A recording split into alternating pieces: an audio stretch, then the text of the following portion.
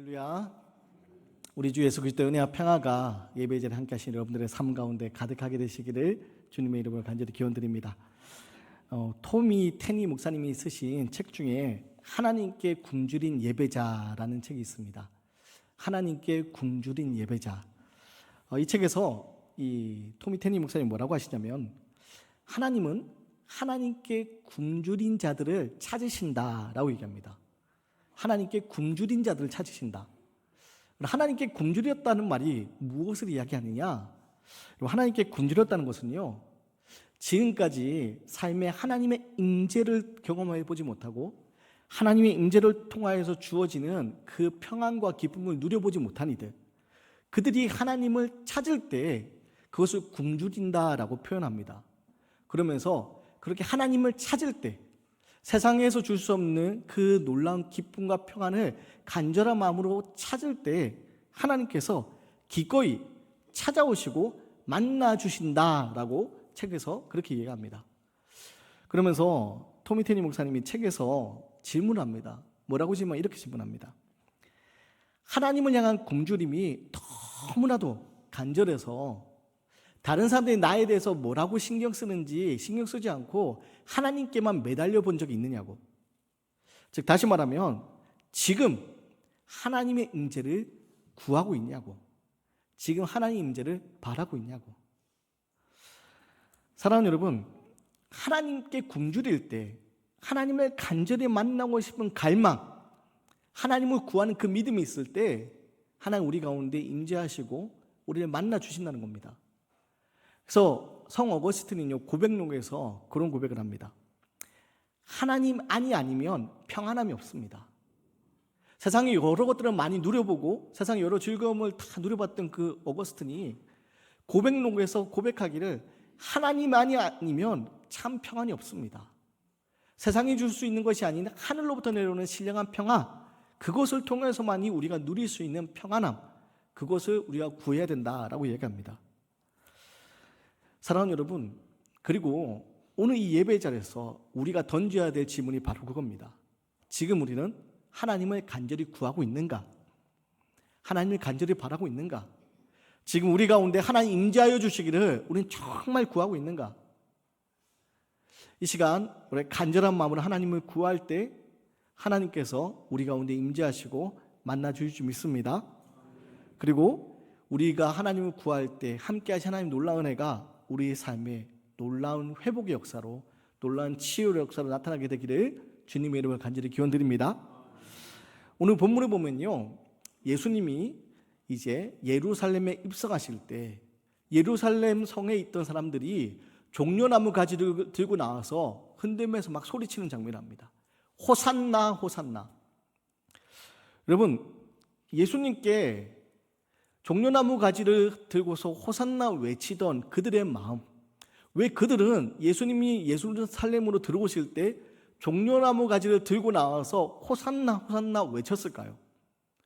그들은요, 예수님에 대한 기대가 있었습니다. 예수님에 대한 소문을 들었고 예수님이 지금 예루살렘 성으로 들어오실 때 그들은 예수님을 통하여서 새로운 날이 이루어질 것이라는 그런 기대가 있었습니다. 그래서 그들은 흥분하여서 지금 뜨거운 열망 가운데서 이제 예수님을 통해서 새 날이 시작된다는 그런 기대감을 가지고 종려나무 가지를 흔들면서 호산나 호산나 외쳤던 겁니다. 갈릴리에서 시작된 예수님의 그 이야기. 예수라는 사람이 있는데 이 예수라는 사람이 특별한 말씀을 전하더라. 그 말씀에 힘이 있더라. 그 말씀에 놀라운 능력이 있더라. 이 예수라는 사람이 아픈 사람도 고치시고 죽은 자도 살리고 놀라운 기적을 일으키더라. 이 소문이 예루살렘에 있던 사람들에게 들려졌고요, 그들이 이제 예수님이 예루살렘으로 들어오실 때 그들은 이 예수님이야말로 구약에 예언했던 메시아가 우리에게 오신다라고 생각을 했고 이 예수님을 통하여서 새 날이 그들에게 이루어질 것이라 기대했던 겁니다. 그래서 이들은요, 예수님이 들어오실 때 종려나무 가지를 흔들면서 호산나 호산나, 왕으로 오시는 예수님을 환영하고 맞아들였던 겁니다. 그런데요, 예수님의 이 예루살렘 입성은요, 이 호산나 호산나 외쳤던 그들의 기대와는 조금 다른 것이었습니다. 왜냐하면 예수님이 예루살렘에 들어가신 이유는요, 바로 곧 내일부터 시작되는 고난주간, 이 바로 고난을 예수님이 겪기 위하여서 스스로 예루살렘 성으로 들어가셨던 겁니다. 고난을 통하여서 십자가 사건, 그리고 십자가의 죽음 후 부활에 이르기까지 그 하나님의 약속을 이루시기 위하여서 예수님이 예루살렘 성을 찾았던 겁니다. 사랑하는 여러분, 그래서 오늘 종료주일이자 고난주간이 이제 시작되는 이 시점에 우리들이 어떤 마음으로 이 종료주일을 지나고 또 어떤 믿음으로 고난주간을 지내야 될지 오늘 말씀을 통해서 우리가 함께 살펴보고 새롭게 결단할 수 있는 그런 시간이 되기 원합니다. 그럼 우리가 어떤 마음으로 이 종료주일을 맞이하고 또 고난주간을 지내야 되느냐? 첫 번째로 우리는 쓰시겠다며 순종할 수 있는 믿음이 있어야 됩니다. 먼저 1절에서 3절 말씀입니다. 그들이 예루살렘에 가까이 가서 감람산 벳바기에 이르렀을 때에 예수께서 두 제자를 보내시며 이르시되 너희는 맞은편 마을로 가라. 그리하면 곧 메인 나귀와 나귀 새끼가 함께 있는 것을 보리니 풀어 내게로 끌고 오라. 만일 누가 무슨 말을 하거든 주가 쓰시겠다 하라. 그리하며 즉시 보내리라 하시니. 오늘 말씀은요, 예수님이 한 가지 명령으로 시작합니다. 예수님 뭐라고 하십니까? 예루살렘 성 밖 벳바기에 이르렀을 때 제자들에게 말씀하십니다. 건너 마을에 가서 메어놓은 나귀와 나귀 새끼를 풀어 데리고 와라. 그리고 제자들은요, 그 예수님의 말씀에 순종해서 그 건너 마을로 가서 그 메어있던 나귀와 나귀 새끼를 풀어서 가지고 옵니다. 오늘 말씀에서 먼저 눈여겨봐야 될 첫 번째 모습이 뭐냐? 바로 3절 말씀인데요. 누가 무슨 말을 하거든 주가 쓰시겠다 하라. 주가 쓰시겠다 하라. 그리하면 즉시 보내리라. 여러분, 제자들의 입장에서야 예수님이 건너 마을에 가서 메어있는 나귀를 풀어서 데리고 와라. 나귀와 나귀 새끼를 데리고 와라. 제자들의 입장에서야 예수님이 말씀하시니까 순종할 수 있었겠죠. 근데 여러분, 한번 이 나귀 주인의 입장에서 한번 생각을 해봅시다. 나귀 주인의 입장에서는 여러분 어떨까요? 어느 날 갑자기 사람들이 찾아옵니다. 사람들이 찾아와서 자기가 잘 기르고 있던 나귀, 그 나귀와 나귀 새끼를, 그 잘 메어놓았던 나귀와 나귀 새끼를 풀어서 데리고 가는 겁니다. 이 나귀 주인이 묻지 않겠습니까? 왜 데려가냐고, 무슨 일이냐고. 그때 이 나귀와 나귀 새끼를 데려갔던 제자들이 한마디 합니다. 뭐라고요? 주가 쓰시겠다. 주가 쓰시겠다. 여러분, 만약에 여러분이 나귀 주인이라면 지금 이 이야기를 듣고 어떻게 하시겠습니까? 멀쩡히 있는 나귀와 나귀 새끼를 데리고 갈 때 왜 데려가냐고 했을 때 주가 쓰시겠다며 여러분 뭐라고 반응하실까요? 여러분, 오늘 이 주인은요, 자세하게 나오지 않았지만 주가 쓰시겠다는 예수님 뭐라고요? 그리하면 즉시 보내리라. 이 주인이 그냥 보냈다는 겁니다. 그럼 오늘 이 말씀 앞에서 우리가 첫 번째로 고난주간을 우리가 맞이하게 될 텐데, 이 고난주간을 우리가 보내면서 가져야 될 믿음이 뭐냐? 바로 쓰시겠다 할 때 순종할 수 있는 믿음이 우리에게 있어야 된다는 겁니다. 사랑하는 여러분, 주가 쓰시겠다 그렇게 말씀하실 때 우리는 어떻게 반응할까요? 그 지금 우리는 어떻게 반응하고 있습니까? 오늘 말씀 앞에 주가 쓰시겠다 이 말씀 앞에 우리는 어떤 모습으로 반응하고 어떤 모습으로 살고 있는지를 돌아볼 수 있어야 됩니다. 내 모든 것이, 내 생명부터 내 모든 것이 하나님께로부터 주어진 것인데 하나님께로부터 왔음을 우리가 믿음으로 고백하지 못하고 마치 내 것이냐 움켜쥐면서 살아가고 있는 모습, 그게 우리의 일그러진 잘못된 모습 아닙니까? 신앙생활하면서 많은 사람들이 겪게 되는 신앙의 어려운 문제점이 뭐냐? 바로 이 부분입니다. 소유의 문제입니다. 특히 돈의 문제입니다. 여기에 대한 분명한 신앙의 기준을 갖지 못하니까 주를 위한 삶을 살지 못하는 겁니다. 우리가 하나님의 자녀가 되어서 하나님 우리를 통해서 이루시는 하나님의 나라, 우리를 통해서 주를 위한 삶을 살기로 초청하고 계신데 우리는요, 그 초청에 주를 위한 삶을 살지 못하고 나를 위한 삶을 살려고 자꾸 애를 씁니다. 신앙이 내 삶을 위한 도구가 되게 그렇게 전락해버리게 만들어버립니다. 여러분, 그러다 보니 우리 신앙에 하나님의 놀라운 능력과 기쁨이 드러나지 않는 겁니다. 그래서 오늘 말씀 앞에 분명한 신앙의 기준이 있어야 됩니다. 그게 뭐냐? 주를 위한 삶. 주를 위한 삶을 살 수 있도록 순종할 수 있는 믿음이 우리에게 있어야 됩니다. 내게 주신 것이 있으면 그것을 왜 내게 주셨는지 우리는 생각할 수 있어야 됩니다. 그리고 그것을 어떻게 사용해야지 주를 위해서 하나님의 영광에서 사용할 수 있는 것인지 우리는 생각해야 됩니다. 창세기 12장에 나오는 아브라함을 기억하십시오. 복의 근원이라 일컬어지는 그 아브라함을 하나님이 부르셨습니다. 그리고 아브라함을 축복하십니다. 아브라함에게 복을 주시면서 하나님 뭐라고 말씀하십니까? 너를 통하여 다른 이들이 복되게 하겠다.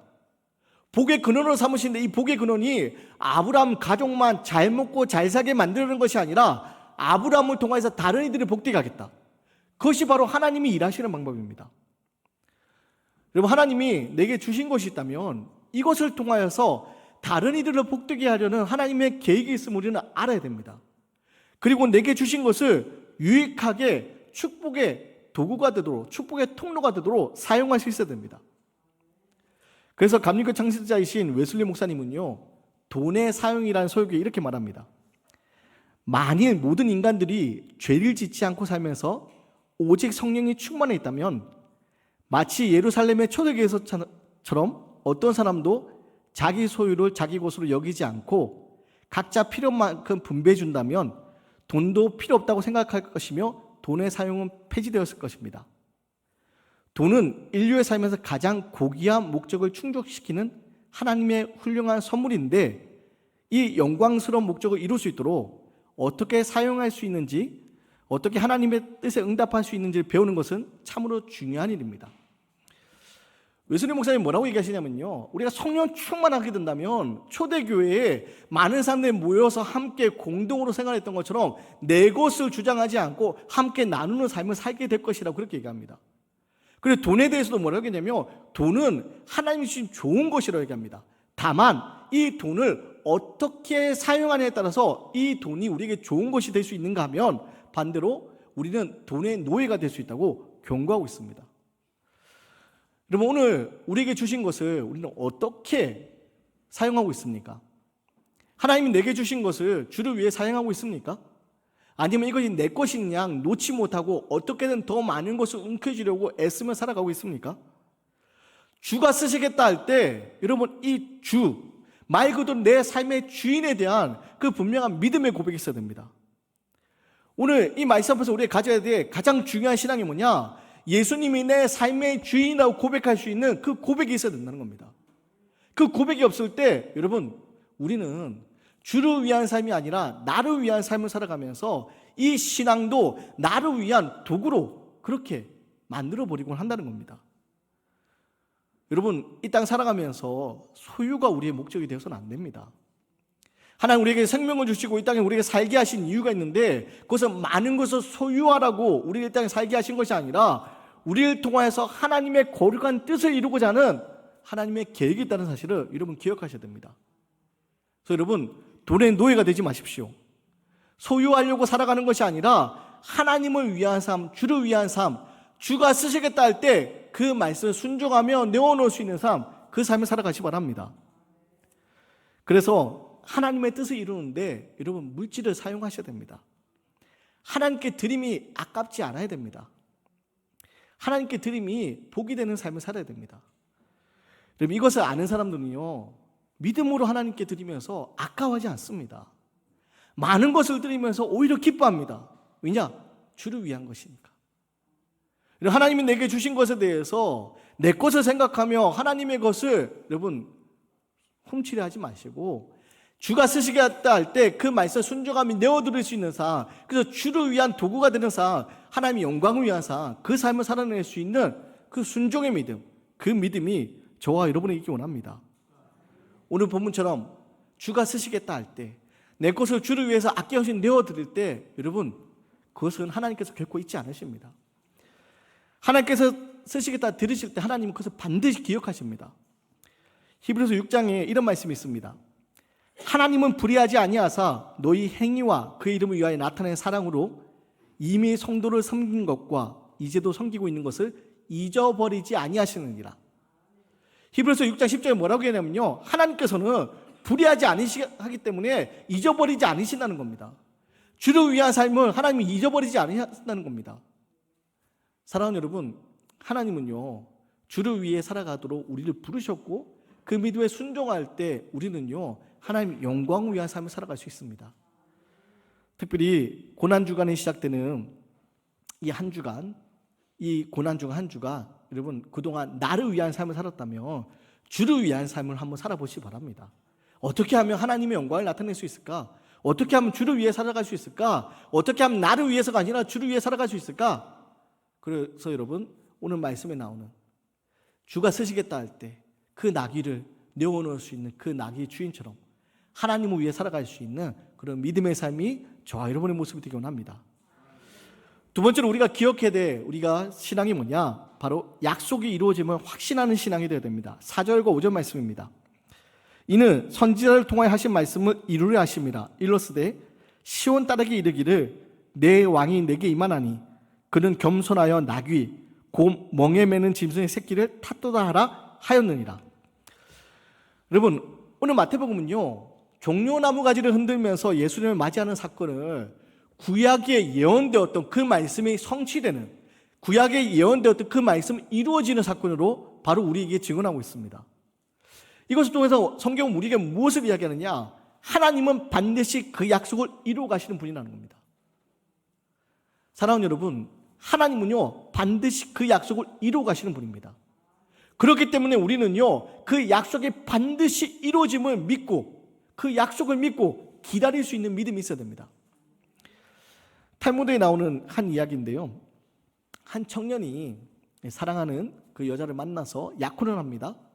그리고 약혼을 하고 그 청년이 돈을 벌기 위해서 그 고향을 떠나서 먼 지방으로 가게 됩니다. 먼 지방으로 가게 되면서 이 청년이요 그 약혼한 그 여인에게 이렇게 얘기합니다. 내가 지금 돈을 벌기 위해서 저 먼 지방으로 떠나지만 반드시 돌아올 테니 돌아왔을 때 우리 행복한 가정을 꾸립시다. 그렇게 약속을 합니다. 그리고 그 청년은 이제 돈을 벌기 위해서 먼 지방으로 떠납니다. 근데 먼 지방으로 떠나는데 꼭 돌아오겠다는 그 약속을 지키는데 시간이 점점 지체됩니다.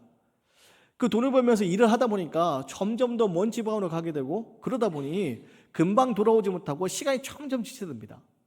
1년이 지나고 2년이 지나고 3년이 지나고 처음에는 먼 지방에 떠나면서 이 바쁜 와중에도 그 남아 기다리는 그 여인을 생각하면서 편지도 써서 보냈는데 시간이 지나고 너무 멀리 가게 되면서 이제 편지도 보낼 수 없는 그런 상황이 돼버리고 편지도 보내지 못합니다. 그러면서 연락도 끊어진 채 시간은 점점 5년, 6년, 결국 10년에 이르기까지 시간이 점점 지체됩니다. 그리고 10년 만에 이 청년이 다시 고향으로 돌아옵니다. 자, 약혼했던 그 여인은 어떻게 하고 있었을까요? 기다리고 있었을까요? 안 기다리고 있었을까요? 믿음대로, 네. 이 약혼했던 여인이 기다리고 있었습니다. 청년이 혹시나 10년이나 세월이 지났으니까 그동안 연락이 안 닿은 시간이 있으니까 혹시라도 기다리지 못했을까봐 조마조마해서 왔더니 그 여인이 기다리고 있는 겁니다. 그래서 만나서 그 여인이 묻습니다. 아니 10년이나 긴 시간 기다리기 쉽지 않았을 텐데 어떻게 그렇게 기다리고 있었냐고. 그랬더니 그 여인이 남아있던 여인이 편지 하나를 꺼내면서 낡은 편지 하나를 꺼내면서 그 편지를 보여주면서 이야기합니다.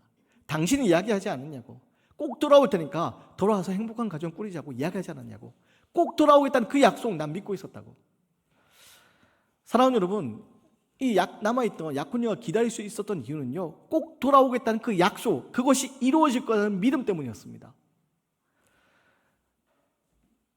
하나님은요 우리에게 약속을 주시고 그 약속을 이루시는 분이기 때문에 우리는요 그 약속을 믿고 기다릴 때 우리에게 놀라운 일들이 이루어진다는 사실을 오늘 말씀을 통해서 기억하셔야 됩니다. 오늘 이사야서와 여러분 복음서를 살펴보면요 이사야서에 예언되었던 약속의 말씀들이 복음서를 통해서 이루어지는 장면이 많이 나옵니다. 그래서 이사야 7장 14절에 보라 처녀가 잉태하여 아들을 낳을 것이니 그 이름이 임마누엘하리라. 그 말씀 어디에서 이루어집니까? 마태복음 1장에서 이루어지지 않습니까? 예수님이 태어나시는 밤 천사가 나타나서 보라 처녀가 잉태하여 아들을 낳으니 그 이름이 임마누엘하리라. 그 약속 그대로 이루어지지 않습니까? 이사야 40장 3절에 그의 길을 예비하리라. 그 말씀이 요한복음에 보면요 세례 요한을 통해서 이루어집니다. 또 이사야 53장 5절에 그가 찔림은 우리의 허물 때문이요 그가 상함은 우리의 죄악 때문이다. 그 말씀이 여러분 이번 주간 고난 주간을 통하여서 또 예수님의 죽음의 십자가를 통하여서 그리고 부활의 영광을 통해서 우리를 구원하시는 놀라운 약속으로 이루어지게 됩니다. 여러분, 성경 끊임없이 우리에게 무엇을 얘기하냐? 하나님은 약속하시고 그 약속을 이루어 가시는 분이라는 겁니다. 오늘 말씀을 때 우리가 기억해야 될 게 뭐냐? 하나님이 내게 약속하신 약속을 붙들고 기다리는 믿음, 그것이 우리에게 있어야 된다는 겁니다. 종려주일에 예수님이 예루살렘 성에 들어가실 때 그냥 들어가지 않습니다. 나귀 새끼를 타고 들어가십니다. 나귀 새끼를 타고 들어가는 이유는 구약의 예언의 말씀을 성취하시기 위함이었습니다. 하나님은요, 약속을 이루시는 분입니다. 오늘 우리에게 주신 하나님의 약속은 무엇입니까? 여러분, 무슨 약속을 붙들고 있습니까? 오늘 우리가요, 그 약속을 붙들고 그 약속이 반드시 이루어진다는 믿음으로 기다리며 나아갈 때 우리 삶에 하나님 임재를 통하여 일하시는, 살아 역사하시는 하나님의 놀라운 일들이 고백되는 겁니다. 바라기는 하나님 반드시 약속하시고 그 약속을 이루시는 분이나 사실 기억하시고 그 약속이 성취되는 그런 놀라운 언약이 성취되는 삶을 살아가는 저와 여러분의 삶이 되기 원합니다. 끝으로 마지막으로요, 여러분, 외쳐야 할 때 외칠 수 있는 신앙이 되어야 됩니다. 오늘 8절과 9절 말씀입니다. 무리의 대다수는 그들의 겉옷을 길에 펴고 다른 이들은 나뭇가지를 베어 길에 펴고 앞에서 가고 뒤에서 따르는 무리가 소리 높여 이르되 호산나 다윗의 자손이여 찬송하리로다. 주의 이름으로 오시는 이여 가장 높은 곳에서 호산나 하도라. 그리고 예수님이 예루살렘 성에 들어오실 때 사람들이요, 겉옷을 길에 펴면서 나뭇가지를 흔들면서 소리칩니다. 호산나 호산나. 그리고 호산나를 말은요, 지금 구원하소서라는 말입니다. 지금 예루살렘 성에 있던 사람들이요, 외치는 겁니다. 호산나 호산나, 예수님이 나의 왕이시다. 여러분, 종려주일에 우리가 이 고난주간을 이제 맞이하게 되면서 우리가 외쳐야 될 중요한 외침이 있습니다. 그게 뭐냐? 예수님이 나의 왕이시다. 그리고 이 믿음의 외침 우리에게 필요합니다. 이 믿음의 외침을 가지고 우리가 나아갈 때 고난을 지나 우리는 부활의 영광에 참여할 수 있게 됩니다. 예수님이 나의 왕이시다. 여러분, 그 외침이 어떤 의미가 있습니까? 바로 하나님 나와 함께 하신다는 약속이 그 이루어진다는 그 언약이 성취되는 의미가 있고, 내가 홀로 세상에 버려진 존재가 아니라 예수님 나의 왕으로서, 나의 주인으로서 내 삶을 세밀하게 책임지고 계시다는 그 믿음의 고백 아닙니까? 여러분, 그 믿음의 고백을 외치며 나아갈 때 우리 삶에 하나님 놀라운 손길이 이루어지는 겁니다. 거센 풍랑 가운데서 제자들이 예수님이 잠들었을 때, 큰 풍랑이 일었을 때, 두려워할 때 그 제자들 어떻게 합니까? 예수님을 흔들어 깨우는 겁니다. 예수님 흔들어 깨우는 외치는 겁니다. 예수님 일어나십시오. 사랑하는 여러분, 우리 인생에 거센 풍랑이 몰아칠 때 우리가 해야 될 게 뭐냐? 바로 이 외침입니다. 호산나 호산나 외쳤던 이들처럼 우리는요, 예수님이 나의 왕이시다 외치는 겁니다. 예수님 외칠 때 여러분, 그 주님이 우리의 외침을 들으시고 부르짖는 우리 소리를 들으시고 우리와 함께 하시는 놀라운 일들을 이루어 가시는 겁니다. 다만 종려주일 맞이할 때마다 안타까운 것은 이렇게 호산나 호산나 외치던 이들의 외침이요, 일주일도 가지 않아서 금요일이 되면 예수님을 십자가에 못 박아라 못 박아라 외쳤던 그 무리의 외침이 된다는 그 사실이 항상 매번 가슴을 아프게 합니다. 여러분, 고난주간이 시작됩니다. 이 고난주간에 여러분 어떤 외침으로, 어떤 믿음으로 사시겠습니까? 예수님 나의 왕이시다, 호산나 호산나 외쳤던 이들의 외침처럼 여러분 끝까지 예수님 나의 왕이시다 외칠 수 있는 믿음이 되기 원합니다. 세상 살아가면서 세상에 여러분 또시 동화되어서 휩쓸려서 예수님을 십자가에 못 박아라 못 박아라 그런 무리 외침이 아니라 예수님은 나의 왕이시다 나의 왕이시다 외칠 수 있는 그 믿음으로 주를 높일 수 있는 그 믿음, 그래야 해서 이 고난주간을 주님과 함께 동행하면서 십자가의 놀라운 은혜를 누릴 수 있는, 그래서 부활의 영광에 참여할 수 있는 저와 여러분의 모습이 되시기를 주님의 이름으로 간절히 기원드리겠습니다.